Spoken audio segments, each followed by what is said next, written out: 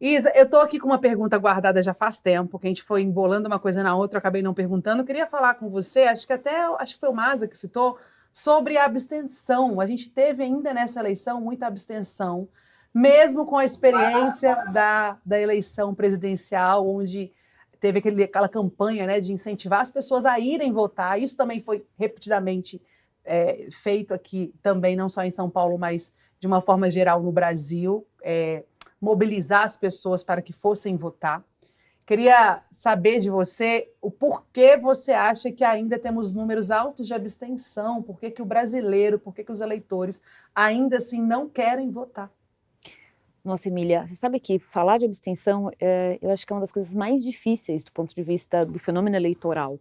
Porque quando a gente tem, por exemplo, eleitores que votaram em X partido ou X candidato, é mais fácil, porque a gente pode, depois das eleições, fazer grupo focal, fazer entrevista, fazer pesquisa, survey e perguntar, né, e tentar entender um pouco qual foi a motivação, por que votar naquele candidato ou naquele partido.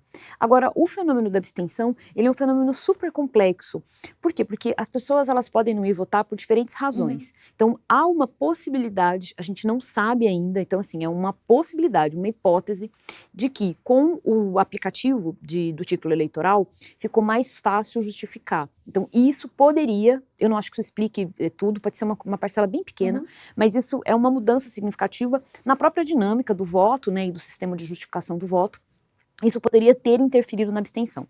Outra coisa, questões climáticas mesmo. Uma parcela da população tem muita dificuldade de se locomover. A gente sabe que no final de semana a gente tem uma diminuição, não deveria ser assim, mas isso inclusive é uma outra questão, como é que às vezes a gente tem denúncias de prefeituras que colocam menos ônibus à disposição, diminui o transporte. Social, né? Exatamente. Então a gente tem uma parcela significativa, né, tanto no campo quanto na cidade, de populações que têm muita dificuldade de se deslocar, né?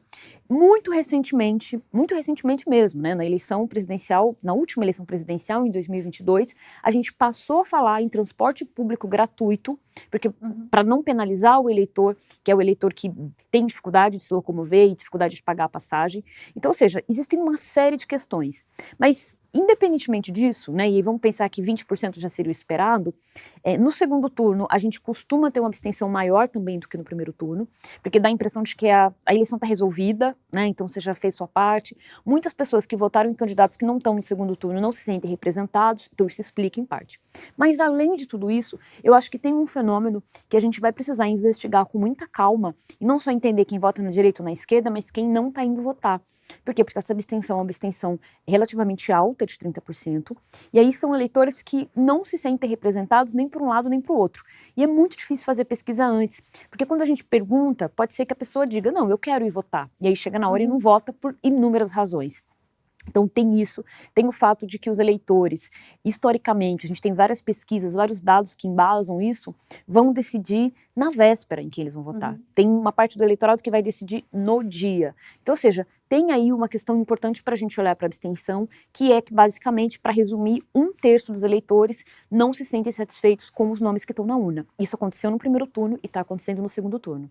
É importante destacar que aqui em São Paulo a abstenção foi de 31,54%. Então, é um número de abstenção altíssimo, que sim, faz a diferença, e que eu acho que sim, por isso, a falta de representação, né, faz esse fenômeno acontecer, que não só a questão social, etc., mas aqui em São Paulo isso é curioso, como ainda assim as pessoas tendo acesso não estão indo votar. É importante depois a gente pensar sobre isso numa solução.